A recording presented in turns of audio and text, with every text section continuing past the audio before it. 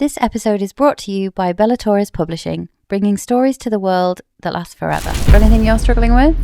There's just one thing that I'm struggling with these chapters. I can't picture the Graven, this creature the Fisher was talking about. So Fisher described it as a half satyr, half troll with a little bit of basilisk. But a satyr is a half human, half goat.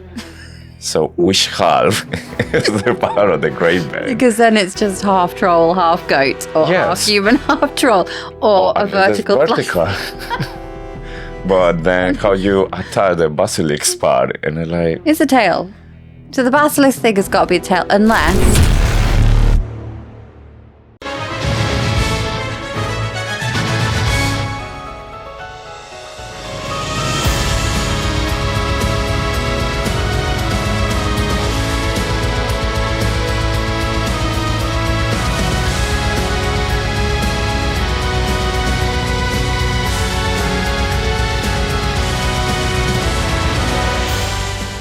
Hello and welcome to Faithfully Fantasy, the husband and wife podcast talking all things Brimstone. I'm JC. And I'm Sean. And today we'll continue with our read-along of Brimstone from chapters 32 to chapters 43.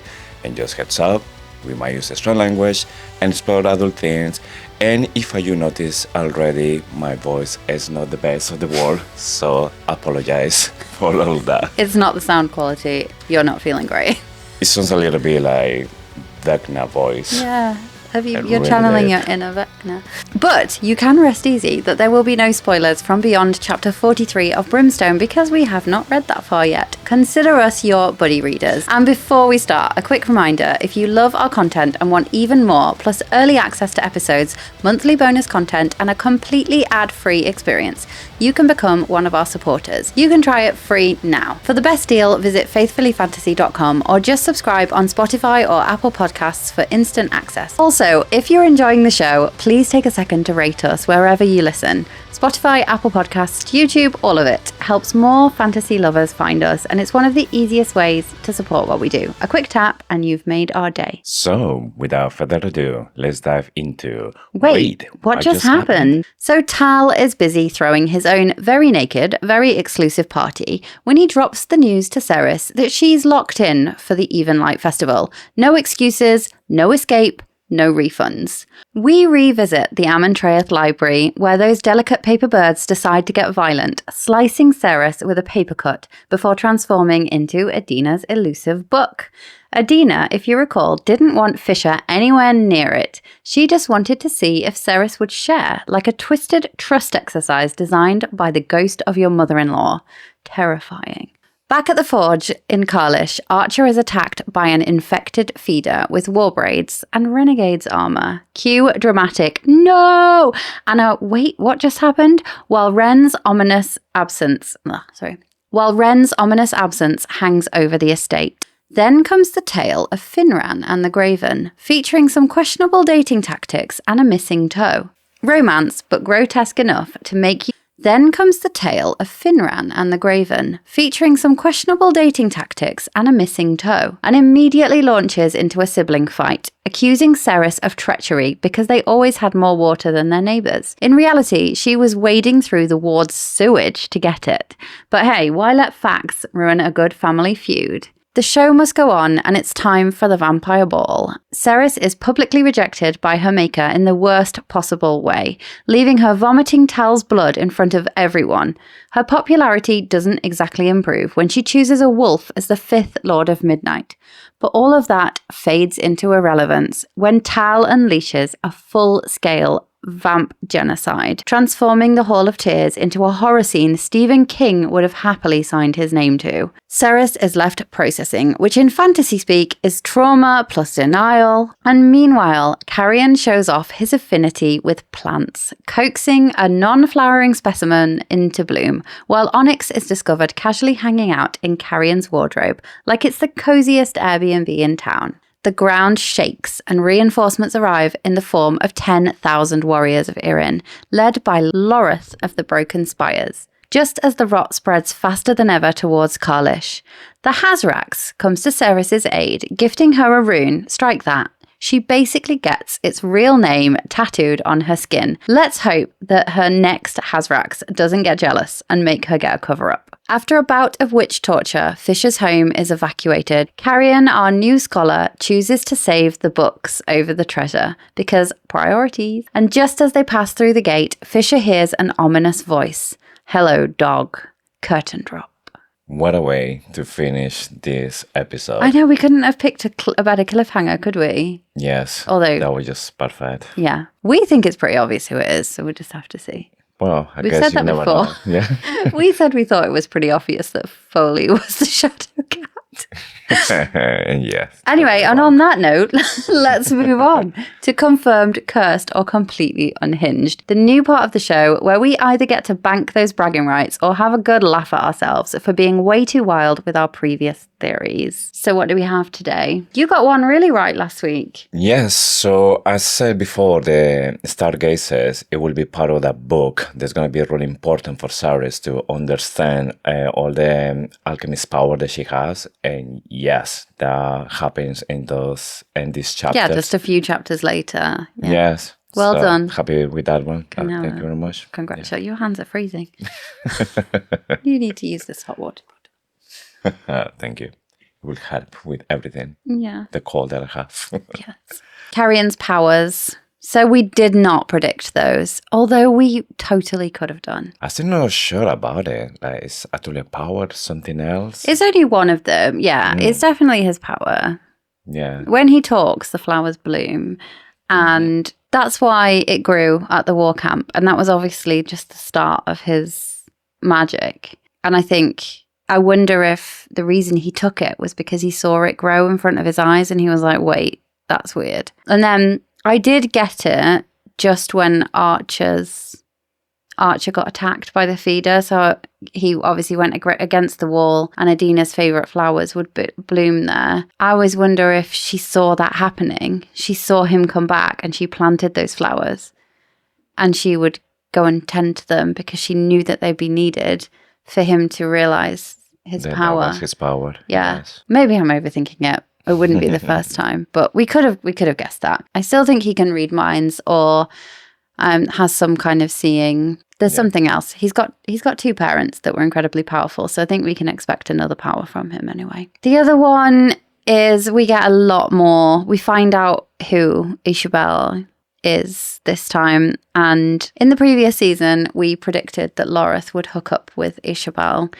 I don't think that's going to happen now after this week. It's not looking very well, to be honest. But hey, this story is about enemies to lovers, so... Yeah, the ultimate enemies to lovers. So, after all the things we got wrong, let's talk about how we feel about the book and move on to screaming, crying, throwing god swords. So how are you feeling this week about Brimstone? I feel a little bit confused about everything that's going on here. If you ask me what is going to happen next, or you ask me like, where's the plot going? I'm totally blank. I don't know where this is going. That's a shame because there is a section of our show later on where I will ask you exactly what you think is going to happen next. There's a couple of things, like maybe thing that I could say happened to the characters, but what is the plot wise? I have no clue because all the stuff that happened here, I didn't see them coming, and I now it's like, okay, now what is going to happen next? Yeah, I agree with you. It does feel like every single fantasy idea has been thrown into this book. This book is pretty insane. There's so much going on, and I know that there's so much more to come. I am still I'm becoming completely addicted. I can't wait to read on. I am so proud of myself for not cheating and just reading the whole thing. Yes. I'm going to do that tomorrow. Yes, when we're done with this episode, straight away, start reading. Yeah, so who's your favourite character this week? There was a few moments that I wasn't completely sure who to pick, but I think I definitely go with Adina because I think she did like a great comeback, even if I just as a book guiding Saeris, make her like feel this awkward, telling that she shouldn't show the book to Fisher, even when she knew that she would do that. She needed her to. Yes, so all that kind of stuff, all the guidance that's given to her, I think this makes all these chapters really powerful. Yeah. So my favourite was Archer this week. There's so much to untangle with Archer. Yeah. I remember saying that I would riot if Callie Hart unalives Archer, and she almost did. I love the idea of the pyre below Carlish. Like, it was like Fisher's ancestors chose the location for that reason. And I'm not sure whether that's a good thing, though, because it's like, oh, look at this nice community of fire sprites. Let's build our massive mansion right on top of it, and they can be our servants. Felt a bit odd. But you know how a community builds itself around a lake or an ocean, and that's what it felt like with the fire sprites. I feel like the fire sprites' ancient home has been there long before Carlish has. I think ultimately the fact that they are there and that they refuse to leave at the end will mean that Carlish will be saved from the rot. And you might end up with a situation where you've got a load of rot, but Carlish is still standing and they can still use it because they can go there. The Brimstone has protected them. I'm worried for Archer, though. It's too many things to think about it, because Carlish has been there for generations. So we can't even say there was maybe Edina's plan to put it there precisely to no, I protect don't think it will because be. She won't be there at that time. We're talking maybe about 3 generations before Fisher. Yeah, when and was it's Finran's father. Yeah, so it wouldn't necessarily have an oracle in to know. So you think they put Carlish there to protect it? Using the fire spreads for like a barrier against anything black okay. magic or bad magic. Yeah, possibly. And it could maybe link back to the tree that was mentioned again. Yeah, there was a tree there. And it just smacks of the god tree, doesn't it? So, were there any oh my god moments or key talking points about everything that happened in these chapters? Quite a few. So let's start maybe with the note in the book for Fisher. Adina basically confirming that they are on the right track. She says to Fisher, there's so many outcomes. You can choose your path, and I see multiple options for you. And that links back to what Saeris said in the garden at the end of Quicksilver. And she says, but I know your bond is strongest in the future, where Saeris tells you about this book and hands it to you. And she doesn't want him to read it. So she's just like, hand her back the book now. She's passed the test, basically. And it's really cool because this just totally links back to what Saeris said. And Saeris said, you end the world in most of the futures. The ones where I can't see the ending are the ones where your bond is strongest. So he has now bonded them because he was trying to get to that point. He can't see them anymore. The gods can't see them anymore. It says something like, the outcome is unclear, which means you have a chance in the futures where you fight at each other's side. And this is it. It's like they're on the right path, and it's just confirmation that it's all going to be okay. Yeah, I remember a little bit with this Marvel movies when Doctor Strange was predicting all the outcomes possible, and there was just one from all of them when they're gonna win, but they don't know exactly in which one they are. They have to happen like a few things to make sure that they are in the right path to be in that one. Yeah. So this is one of those things. This is a milestone on the route to knowing that they're on the right path. Yeah. Next thing I wanted to talk about was Foley being the new Lord of Midnight. Again, something we probably could have predicted. I didn't, to be honest. I mean, we didn't know anybody else. Yeah, because he didn't look that interested in the vampires or be part of them. Yeah, but... So you would never like... Because it felt there was Sarah, the one who had to choose from the one they had to give them. So I thought that she might go for the one who featured her there. He used to be one of his soldiers. Yeah, but she'd banned warfare, so the Lord of War would not be a great. Yeah. I mean, it'll be quite an easy job in a place. Yeah, banned for war. me, it was totally surprised when Foley was going there. I was like, oh. She sent for him, didn't she? Yeah. She sent for him, and I think if we'd have paid more attention, maybe in the last chapter last week, where Kingfisher puts his blood on the table, and then you can see the breakthrough. You can see that he's having a change of heart. Then we probably could have predicted it. I don't know who else it could have been. Yeah. But yeah, I also wondered what he might be the Lord of. Yeah, he didn't say that. I think he's going to be Foley, Lord of Pity Parties. Yeah. Yes, a lot of the golden smile. Yeah.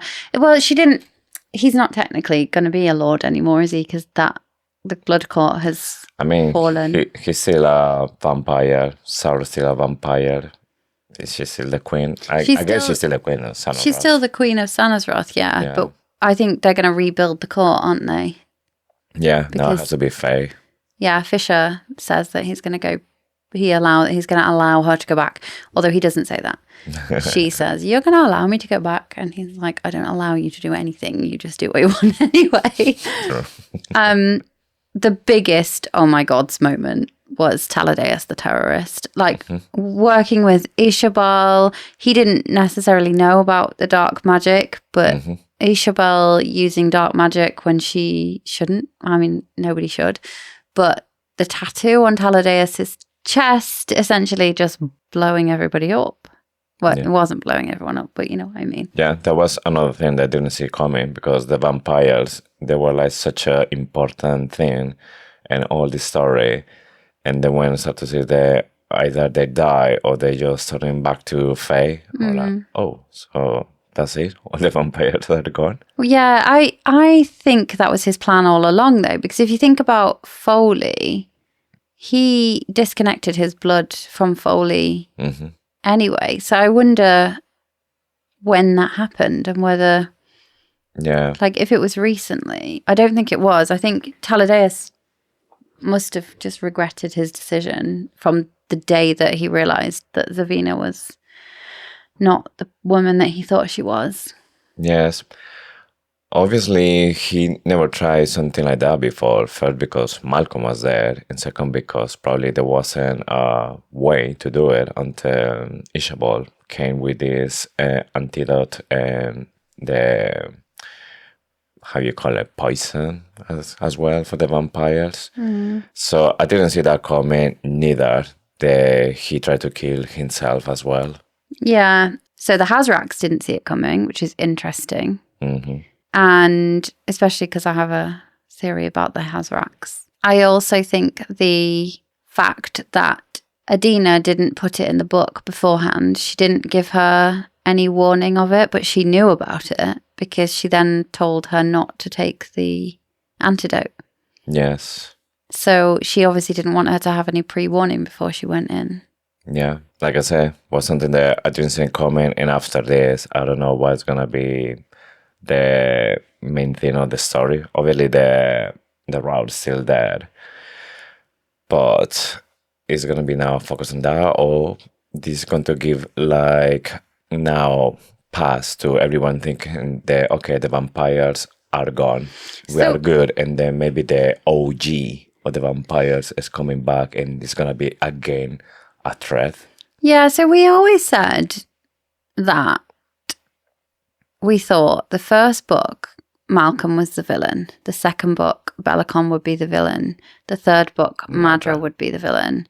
Or we weren't sure. It could be the second book that Madra was a villain and the third book that Bellicon was the villain. And I think that's where it's going, really. I think that Bellicon is going to be the villain of this one. Madra seems pretty absent. They talk about her a little bit. She's done Saeris a dirty, hasn't she? Which fuels the sibling fire. So the next oh my gods moment is obviously the feeder attacking Archer. We've talked a little bit about this already, but Archer protecting them, and it turned out that Brimstone was the answer to the rot all along. Yeah. I honestly thought the Archie would die in this moment. I thought it was going to be another, I don't know. Dobby the house. Oh, Yeah, I was about to say spoiler alert. But come on, if you haven't seen Harry Potter or you haven't know the story at this point, I know, yeah. you're not Can't going get to read angry. it anymore. Can't get angry with spoilers about a book that's been out 20 plus years. Yes, but I thought, yes, he's going to die here and it's going to be terrible. But then I was just like, oh, Kalihar, obviously she's doing it to, hurt you. And then She doesn't actually like making readers cry. She said that. no, that's what she says. But then when I was reading this, I was like, Liar! yes. But then a few chapters later, you see the Archer is fine. That he's not going to die. He's just recovering. I was like, oh, so he's not gonna die. I feel like, oh, come on, Kalihar. That's not credible. He's not going to die yet. Yes, but I'm glad he's still alive, and I really enjoyed that part when he was just showing to Fisher and Sarah that he's fine, and he was with Just a little dance. like a little dance, and like moving the hips. For me, it was like a Shakira style moment. So it was really good. The hips don't lie. Yes, He's fine. And the funny part as well is he was doing this like funny dance, and then he stops, and then Cyril said he's 1 inch taller as well. Yeah, he's like, I'm an inch taller because they gave me more brimstone. Yeah. So the way that it works is that they don't breed. They each give a bit of their brimstone to create a new generation of fire sprites. It's lovely, but they're dying out. And Carrion is the one that explains that they're dying out. He doesn't explain that he's confused about the fact that they don't procreate in the normal way, but he's explaining it, and that's because he's learning about his people, because the fire sprites are his people. And I think that Archer is the one that made him see that in the first place. I love Archer. I will riot. Yeah. The Hazrax made a return, and we start to see what the Hazrax's magic can do. Saeris is only the third person that it has ever broken its silence to. So obviously Saeris, Malcolm, who was the other one? Has to be somebody that was 1 millennium like beyond all of this happening. Because if I were going in that kind of generation, she's the third in a millennium. I mean, they were talking about a millennium ago. I wonder, just hear me out here, because I know that we're not in the theory section, but this has just come to me. I wonder if it was Adina, and the Hazrax helped Adina get the book in the library. It could be, because that's another question, how she managed to put the book there. And the Hazrax did a comment as well that he has seen the future of Saeris through their eyes or her oracle. So he's talking about Adina. So it's a connection there. Interesting. We've been married for too long. Not too long. Oh, thanks. Not too long. Never too long. I was never meant to love a human. But then I saw her. I wasn't supposed to touch that fruit, but I took it and I ate it. I was the most loyal of angels until I lost her. Now they call me the devil, and I'll burn heaven itself before I lose her again. Memoirs of Iseabail, a dark fantasy novel. Book 1 of the Iseabail saga. Now available on Amazon. So, should we talk a little bit about the magic? So, it gifted her its name, although it's blasphemy to say it out loud. Allows her to undo or break, and that is what saved Taladeus. So, she undid the curse that was on him, and he became Fae. That is a massive piece of magic. The other thing he gifts her is a bit of a grounding rod, an internal magic grounding rod, which means that until she learns how to seal the runes, the other ones are not going to cause her any damage. She is so rude to the Hazrax. And considering that all of that was for free. Yeah. He said that there's no debt about it. And the whole thing ruined its life, ruined its plans. Yes. So I just feel like Saeris she is just generally quite rude, isn't she? Yeah. It's funny when the Hazrax said she is like a little thing with no manners at all. Or Yeah. something like this. Because instead to say hello or something, like, what are you doing here? Yeah, it's a marker for like how tough she's had to be growing up in the third and looking after Hayden, but still, Yeah. she's just a bit rude. She said, I don't want to talk to you. Go away. What are you doing here? Yeah. Like, well, actually, I just saved your friend, despite the fact that he's ruined my plans. And then it's like, why? What you want me to do? Like, give you a, I say thank you. Yeah, Or, say thank you. Yeah. Oh my goodness. I like Saeris as an FMC, but she can be really rude, unnecessarily rude. There was another time, like, was it the seamstress? She was a bit rude to the seamstress as well this week when she was being measured up. Yes. When she didn't want to do anything, and then she was like, no, don't bother to do this. And no, I have to do it because my reputation, everything is in my work. But yeah, she's just rude. Okay. Is there anything you're struggling with? So not really. I'm still seeing some potential plot holes that I will ask questions about in the next section. Yes. And you can tell me if I'm missing anything. I am really enjoying the story. And as I've said before, it's not the end of the world. Yeah. Anything you're struggling with? There's just one thing that I'm struggling with this chapter, and it's that I can't picture the Graven.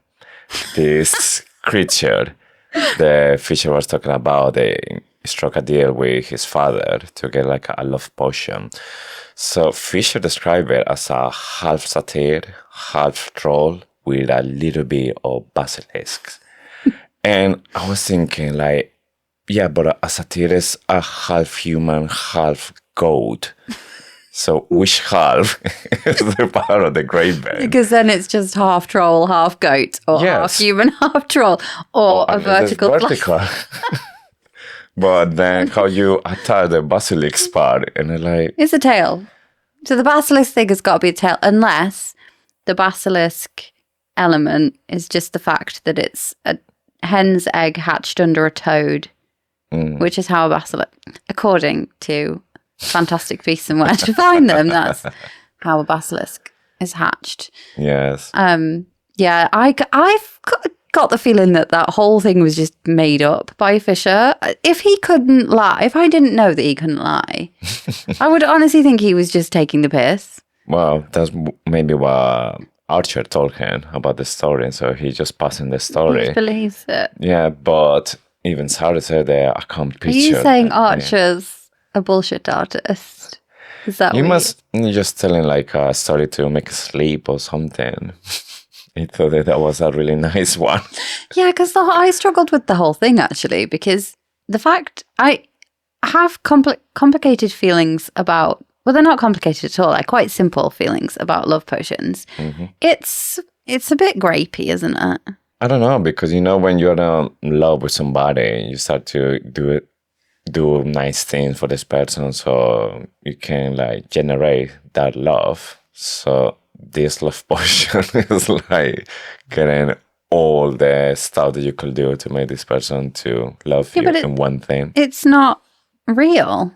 One, it's not real, and it's like forcing someone to fall in love with you when they wouldn't have done already. I mean, obviously Adina would have done because she did, but the fact that Finn, I keep trying to say Fen. Another shadow daddy's daddy. Yeah, I keep thinking that, I'm a bit disappointed in Finran. Well, he was young, apparently, and he wasn't not confident with the ladies, so he thought that he might need it. Well, he wouldn't do it again, would he, after he lost his toe? Yeah, yes. I can't get behind men that feel the need to resort to love potions. Yeah. It's weird. Well, according in this round, that's not a thing. It's not like, for example, in Harry Potter, the love potion actually exists and Yeah, it works. does work. Well, it's not a love potion, is it? It's like an obsession. It causes an obsession. Mm-hmm. You can't bottle love, and don't get me started. It's definitely not a love potion. And I think that's the thing. Like most of these stories where there is a love potion, it's not real love, is it? It's just obsession that it's creating. Yes. So do you have any questions? Oh, yes. I had a few of them. And the first one that comes to my mind is about Carrion, because he's been like putting stuff about Evelian, about the throne. So he's been researching, but at the same time, he is just saying constantly that he's not interested about, getting the throne, or he doesn't even feel that he has the right to do something about it. So I just wonder, like, exactly what is going on in his head right now. So I think this is quite clear. I think he was not interested. He wasn't researching the throne. He didn't want it. He wasn't going to do anything about it. Saeris said, "Why aren't you doing more about this?" When she went to see him, or when they were in the forge. Mm-hmm. He was like, "Why would I? I don't have any interest in doing this for a people that don't want me. They don't care about me." And then Archer says, "You're wrong about that. The people do care about you, and they still raise their glasses to you, and they hope that one day you will come home and you will take your rightful place on the throne." Then from that moment on, he starts researching. He realizes, I think it's Archer that's responsible for that. I think that Saeris' little pep talk and Archer is a real change in his perspective. And I think from this point on, this is where we see Dianthus. We see Carrion Dianthus. He's no longer Carrion Swift. Yes. I think we're going to get a lot of character growth in the next few chapters before the end of the book. I don't know if we'll see him on the throne before the end of the book, but I think the end of this book will mean the end of Belicon. And then the third book will be king of Evelia.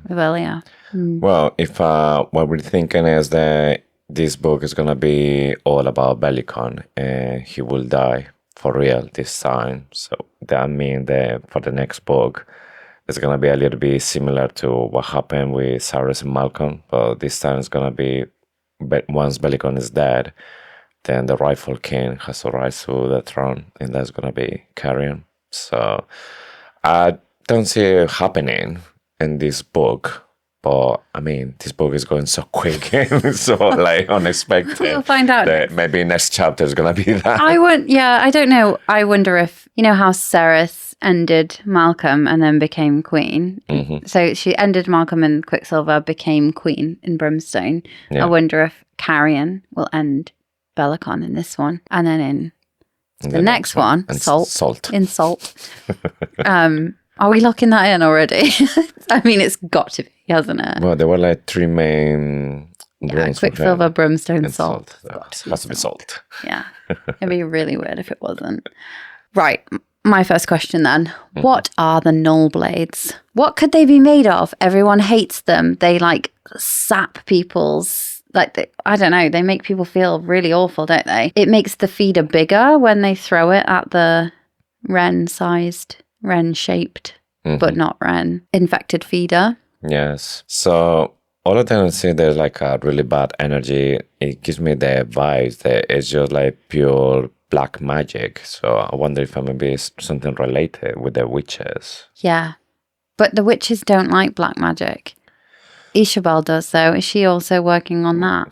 Yeah, maybe not her, but somebody or the clan, or when they start to see that, okay, we're going to get rid of the vampires, and now let's going to get rid of the fae. Yeah. So maybe Null means nothingness, doesn't it? Mm-hmm. So is it nothingness? Is it the opposite of love? Is it the opposite of it feels like a Dementor. We've had a lot of Harry Potter references in this episode, but it feels like a Dementor knife. Like it's sapping your soul away. Yes. Well, everyone says that they just feel like that bad energy. They don't feel well. It's like a Horcrux. Yes.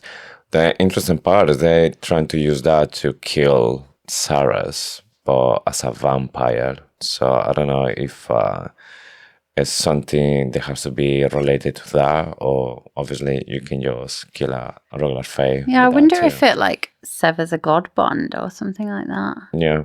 Something so bad. I have another question about all these chapters, and the one that I have is about Edina, because in the end we found the book in the library of Amonthriad. How? Yeah, well, Because, yeah, we're saying that maybe it could be the Hazrax. Hazrax, but was it?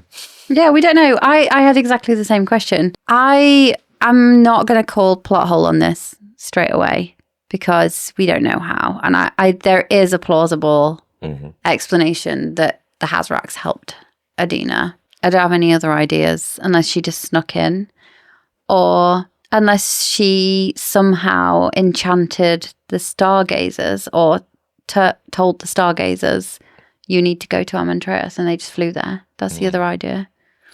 Yeah, the curious part for me is that at the beginning, when we start learning about these stargazers, they say they're magic, they have children as well, or they have like they can make more. So they actually can make more, or they were just like more pages that were appearing and they didn't even realize about it, like how it happened. Is that like forming one by one, or the whole book? The other thing is that when she was looking at the individual pages, they were books about alchemy. They were textbooks about alchemy. They weren't predictions or notes. So what happened to those pages? Is she still going to be able to read those, or are they gone now? And my other question about the book is the letter to Kingfisher was written from today. It wasn't written in future language. And you know it was today because she said, I have had the privilege to watch you grow, and from the other side of the veil. So she is either writing that as herself before she died, having seen that all in the future in her visions, or she's found some way of writing that from spirit form. Yeah. I suspect it's the first one, and that she wrote it all those years ago, having had a vision that she would have seen him grow, knowing that she would still be tethered to life. Yeah, for me it's more Nostradamus feeling. So she was having this vision, and then according with the vision, she started to write what is the note, and maybe writing that note that will change the next vision, because now they have that help and that change the whole thing, and then go to the next and then to the next. Yeah. So at some point, I guess she saw herself, or she saw how Fisher was reading that specific note, and then she can just see her son. Yeah, and you can see that she obviously went to different places to be closer to the vision. She used to sit, Archer said she used to sit in the forge at Carlish, and she'd say she's just visiting a friend, but she would sit in the chair that wasn't Saeris's. So she would sit in the other one. So she was there in spirit, or she was, probably closer to that vision, so she would have seen it more clearly, having been in the location. Super interesting. I'm sure we're going to find out so much more. Okay, another thing on the book. Will there be a missing page? Because one of the stargazers escaped the library in the last set of chapters that we looked at and ended up in her pocket. I wonder if there's going to be a panic scene where she's like flipping the next page and it's not there and it doesn't make sense. And then she's going to remember that one page that was in her pocket. I don't know if it will still be in her pocket, but it was in her pocket. Something that we were talking before about carrying his power to make the flowers bloom.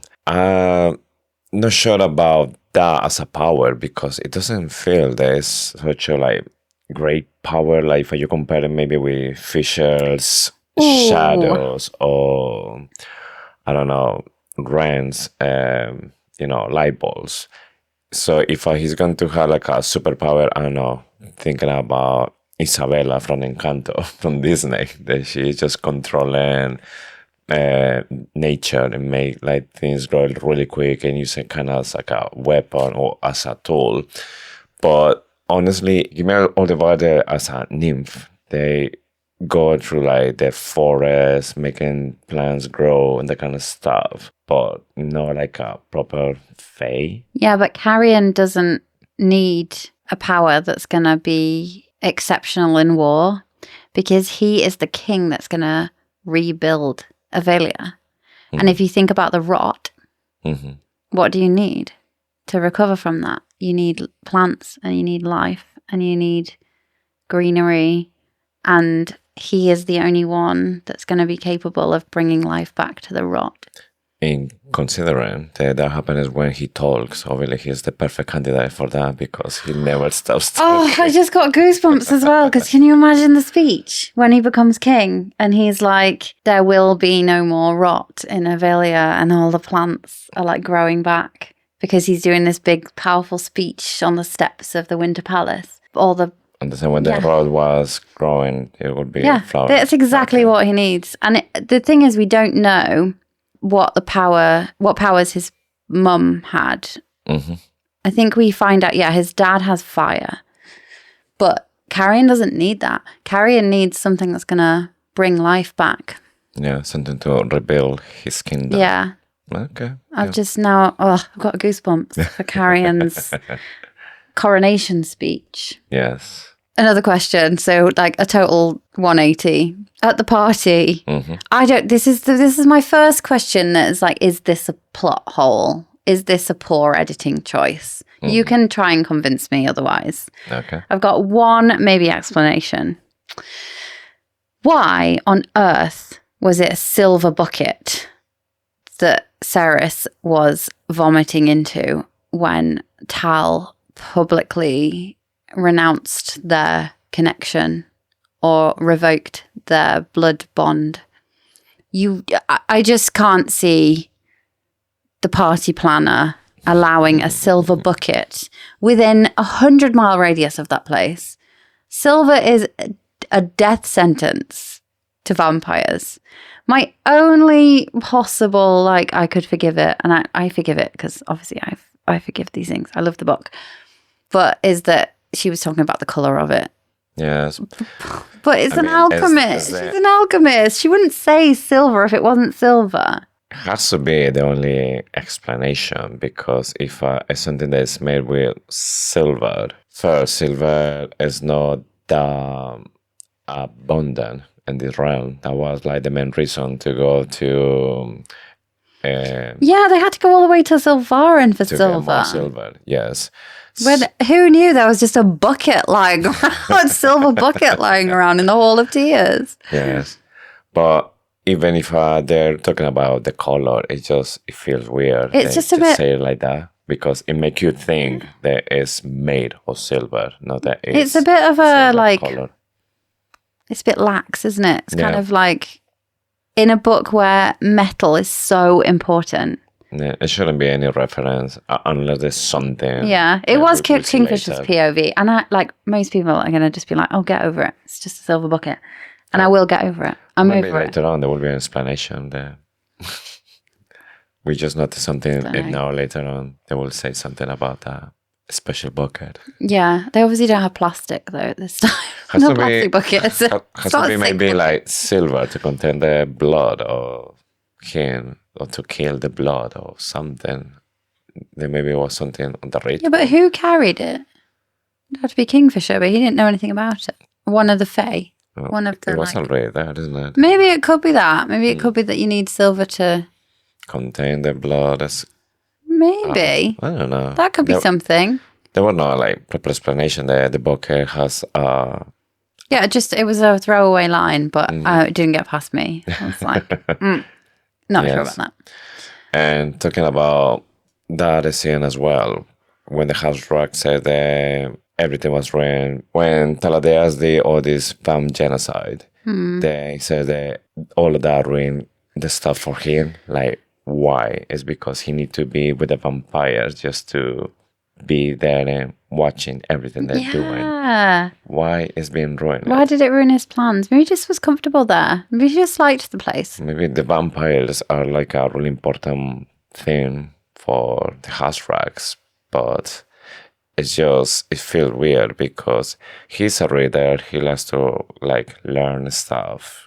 While he was learning, where he spent most of the time in the Hall of Tears. Hall of Tears. There's so many questions about the Hazrax. I love the Hazrax. It actually made me feel a bit less warm towards our main FMC, who actually is one of my favourites in any book I've read. And I was feeling like, stop being so mean to the Hazrax. I was defending the Hazrax. Yes, I really like it. Mm-hmm.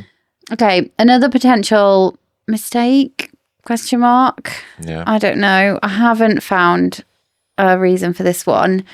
Zavina is the Lord of Missives, but we're in the Hall of Tears when at the Festival of Even Light, Zavina gets mouthy again because she's Zavina and she's. I'm going to say she's ruder than Saeris, and that's quite a low bar. Yeah, she's Danya on steroids. Yeah, she's Danya on steroids. She gets pinned to the floor with a candlestick that's on the table because Saeris is not having any of it. She's absolutely done with Zavina. She says the Lord of Revels.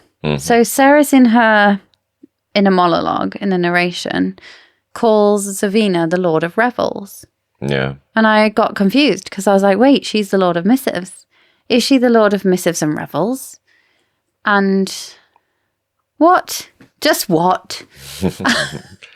It doesn't say there's like a logical explanation for that. No, she was thinking like taking the title and now that it's gonna be the new one or anything like that. I just feel that it's just maybe it's a bit of an editing error, that one. Yeah. Maybe she was going to be Lord of Revels at some point. Yes. I wonder if we can get any clues from that. Yes, but I don't think it's part of the plot. No. I mean, it doesn't matter. But just a question. certainly. If anybody knows why why she might be referred also to as the Lord of Revels, then add it to the comments because we might just be being stupid. It wouldn't be the first time. So, another one. I'm sorry. This is just my questions. Like, I just have so many questions. How was Tal able to plan what I'm calling an act of war? I think what he did, it was an act of terror. That is terrorism. You can talk about the greater good and all of this stuff, but that is ultimately what fuels terrorism, isn't it? When somebody believes that they need to end or cause terror by ending the lives of hundreds of people to make a political statement or a moral statement from a different point of view to those people that are in the room. And that is what Tal did. I wondered if Saeris commanding all of the High Bloods to not partake in any acts of war, why would that not stop Tal from doing that? Is it that this isn't actually an act of war? Are we talking just about attacking the Fae? And I know I'm overthinking this. I just wondered. I will say that when Sarah says that, she was talking specifically about the Fae, that nobody is going to send any more feathers to the Dark and the other side. I don't want any more actual words about it. And you know the devils and the details. So Taladeus. Yeah, he'd have found a loophole. Perfectly how to go through all this like fine print, and I think. And we know Saeris is bad at that. Yeah. Yeah, I think that's right. Okay, another question. A much more broad one. Where is Ren? Is he in one of the dark spots? The dark spots being areas of Ivelia or broader, or Gilaria, or places, or Arjun that Iseabail couldn't reach with her magic, or actually that no magic could reach. Where is Ren? Because I mean, the other thing is it was a suspicious reference to the fact that the infected feeder had war braids and renegade's armor, just like Ren. In fact, she thought it was Ren until she saw there was an infected feeder, and then later we find out Ren is missing. I don't think Callie Hart would give Ren such a death. I think he would be a hero. I think he would go out with a huge bang. Like he would save everyone else, and he would sacrifice himself. I just don't. I'm not going to let myself believe that he was the infected feeder. I think even if it was Ren, Saeris will be able to recognize him even after a couple of days of being dead. So at least the factions will be enough to say, oh my God, it's Ren. But if she didn't say anything about it because she doesn't recognize the feeder. I think Callie Hart wants us to think it was Ren because it's quite a good parallel to the scene in Quicksilver where Ren jumps over the wall while Saeris is in the forge and she's like surprised and scared and then he's like covered in blood. It's like a mirror of that scene. If it was Ren, he could jump over that wall. He'd know exactly where it was. He could have been doing it to try and warn them because he believed that he could control himself and that he was like, the rot is coming to Kalish and he's jumping over the wall to warn them all. I would have genuinely believed that had they captured the feeder and kept the feeder caged, but because the feeder died, I just don't think it's Ren because I don't think that death is fitting for such a warrior, such a main character. Well, I think that at the end of this chapter, the one who says to Fisher, hello dog, is Bellicon, because so far he's the only one who says that to Fisher. Plus, it was Bellicon's voice when you listen in the audiobook as well.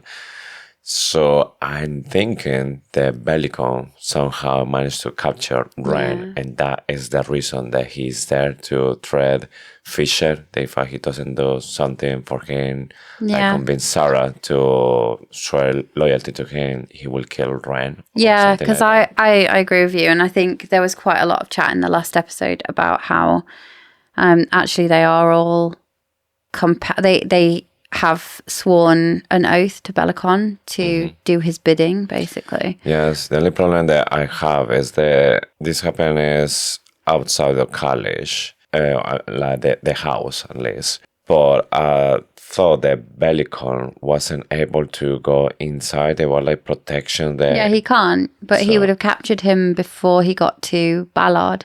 So Ren was traveling around, wasn't he, warning the villagers? No, but in the same way, Fisher is about to go into the shadow gate when this voice comes and say, hello, dog. I think it's when he exits. It's on the other side. Yeah. I just have a feeling that they're not actually there. I have a feeling that... They were in the White Cliffs, or they're going to the White Cliffs. I thought when I was reading it was he was about to go in when he heard the voice. Yeah, maybe. I wonder if that maybe they accidentally went somewhere else. Is that possible to accidentally go somewhere else? It's a shadow gate, so Fisher is the one who's controlling it. Yeah, maybe there's another kind of Or magic. Bellicon maybe somehow knew that they would go there and he was just hanging around. Oh, he was in the White Cliffs waiting for them, and then everyone is captured. Because it's quite, they're not at Kalish anymore and it's quite easy to capture them. He doesn't even have to keep them prisoner. He just has to say, you're oath-bound to me, you will stay there. He just has to command them to stay. Yeah. And then that means it's all on Carrion and Saeris. Yes. And Iseabail, Telena, Maynard. I don't know if a Foley now there's a vampire who's still attached to that. Oh, wait.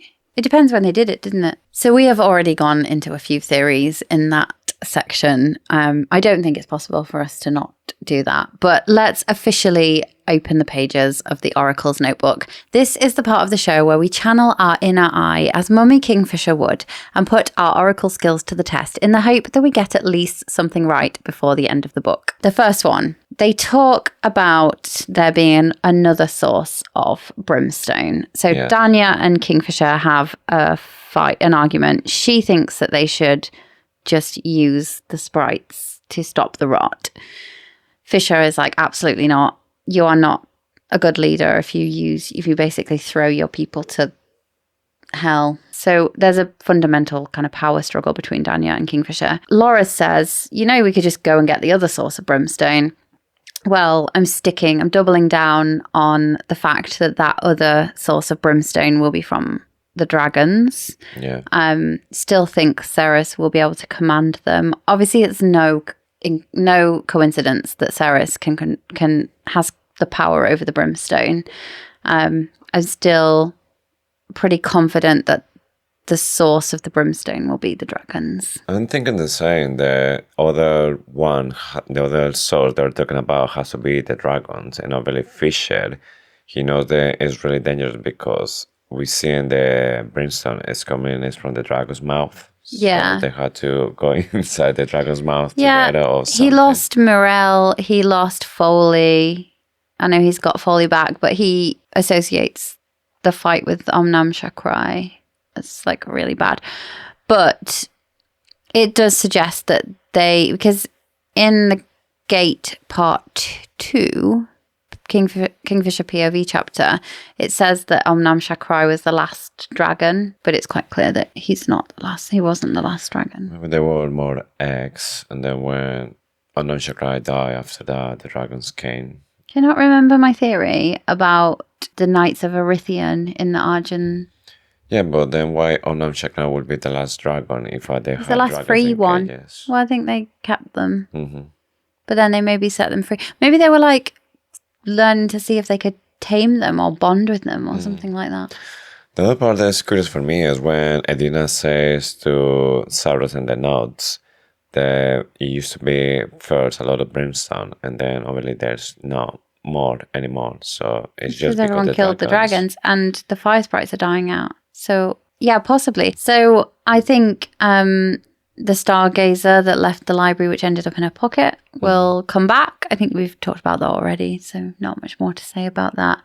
I think we need to be really worried about Algat as a witch when she doesn't have to take orders from Saeris. Kingfisher said as much. He said, you thought Algat was bad as a vampire. You don't even want to know what she could be like as a witch. She harnessed the dark magic. So Iseabail could be key here. There could be a big showdown between Algat and Iseabail. She's definitely going to come back. And she deserves the worst because she kicked Guru. Although Guru, I don't think she actually managed to kick Guru because Guru just, decided already. Right. Weird theory about the Hazrax. And I know it's not infallible, but I do have some interesting connections. So after chapter 42, I went away with the feeling that the Hazrax could be one of the fates. I just got those vibes when it came to talk to Saeris. There are some references to the fates smiling at people. And I found a couple, and I did a search on the Kindle of smiling, and there were references like, it felt like the fates were smiling down at me, or something like that.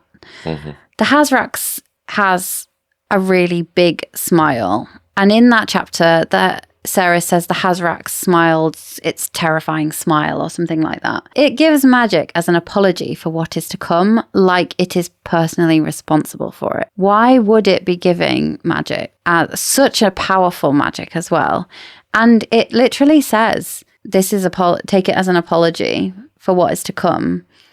I know it's tenuous, but it's older than the gods. It says that earlier, older than the gods. It wasn't expecting the attack from Tal, though, so I get that if it was the fates, how would it not have known that? Because they know everything. But I just feel like there obviously is still a fate because it's bending the boughs of the trees. I don't know why, but I had a feeling that he is more like one of the gods. Maybe he is the first one, and that's why he says he's older than the gods, because he's the oldest. And he says as well that Saeris is about to find out who he actually is, or the name that has in the rune. And given this rune as well, given magic, is apologizing for something that is something to come, like Lloreth as well, the god of chaos, that he knows what is coming, he knows why he's doing the stuff that he's doing. Yeah, but that would be a fate as well. So the gods, my number one argument against it being a god is that the gods shouldn't be able to see Saeris right now, let alone speak to her, because she is something never seen before. She is half vampire, half Fae.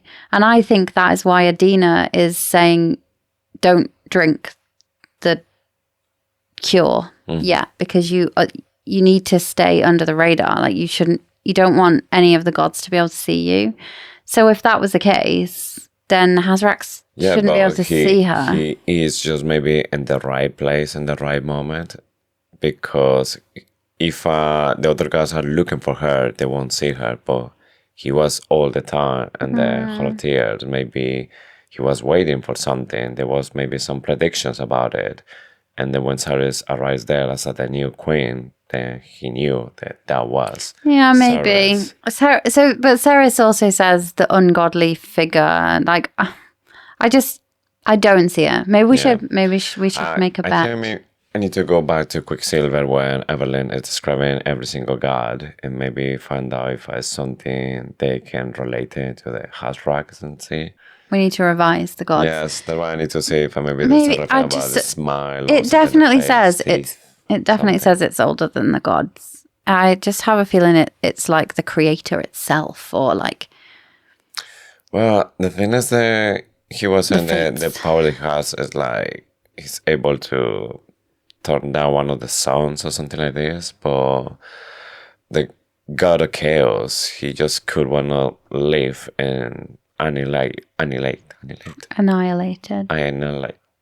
And completely delete full run. So that's just a god.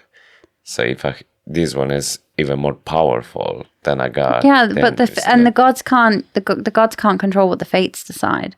That's why it's the smiling references and the we don't know. We don't know. It could be none of those things. Yeah. I'm leaning fate. Yeah, and I had a feeling as well that maybe in the next 10 chapters that we're going to read, we're going to find more about who Do you think the Hazrax is. I'm getting worried that we're not. We're just not. I'm getting worried we're not going to find out. We're going to end the book with not knowing nothing. I don't think everything will be wrapped up. I think that's deliberate because we'll find out much more in the third one. Okay, bit of a left field theory, but there's so many mentions of hellcats, and they're from the outside of Zilfaran. I wonder if we'll meet one, possibly in the next book. If Madra's the chief villain of the next book, I think there's going to be some kind of showdown with hellcats. They just mentioned all the time.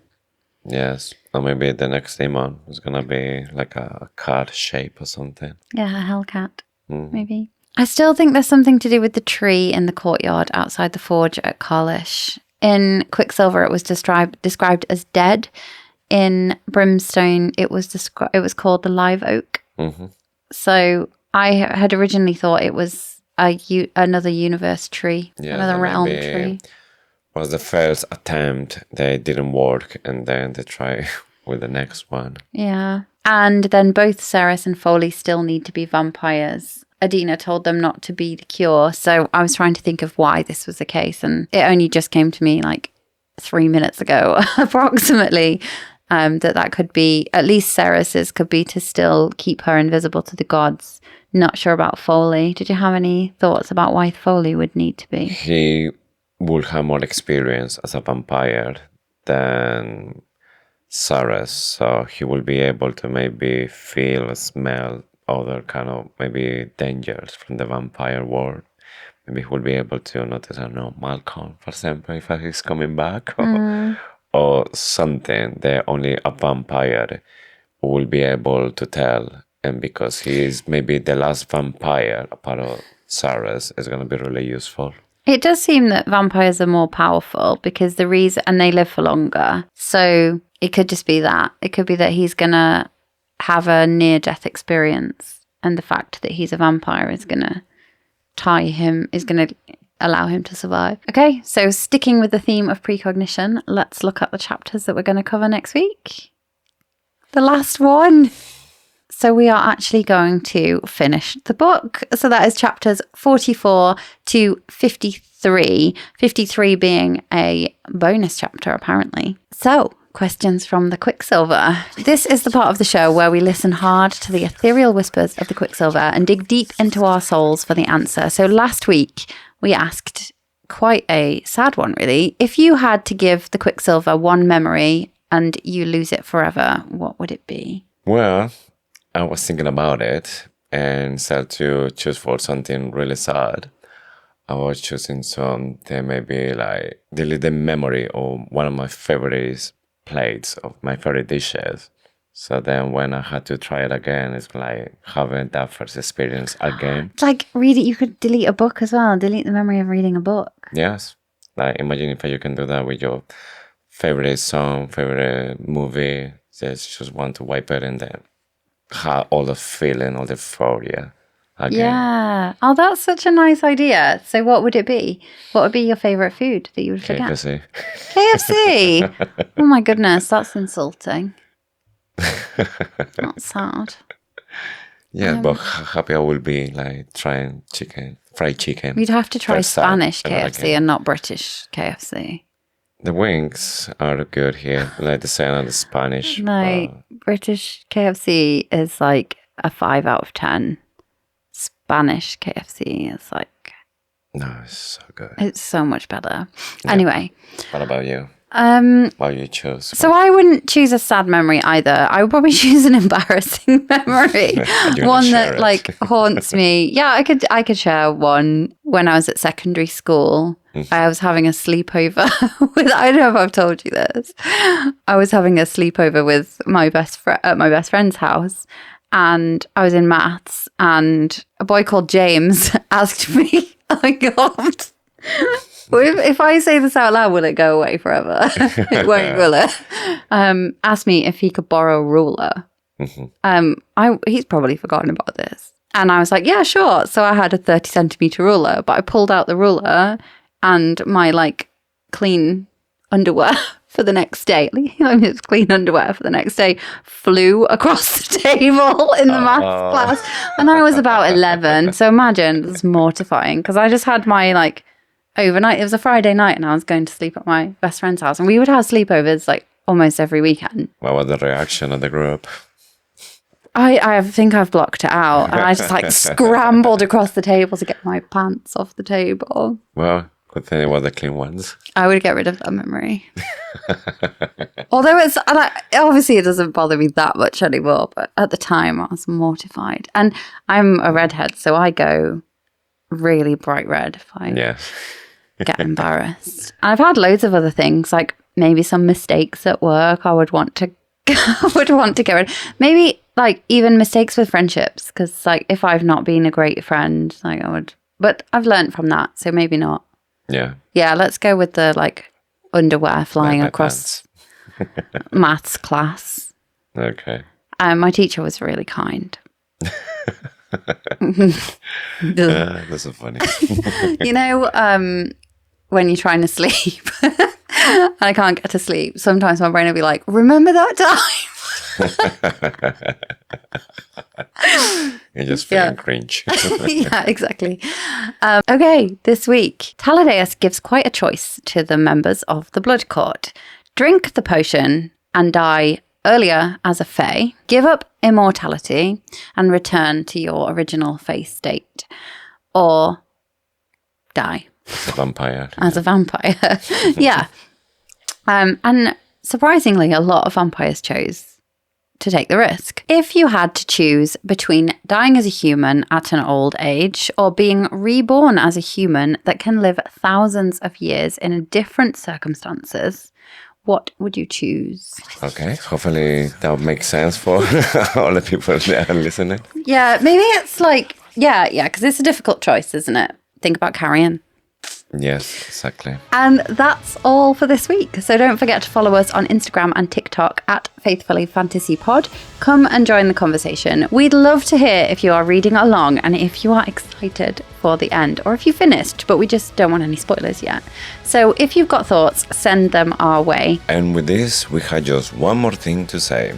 Thank you for listening to Faithfully Fantasy, the husband and wife podcast talking all things Brimstone. We'll see you next week for our read-along of chapters 44 to 53, and of course, for more Faithfully Fantasy. Bye!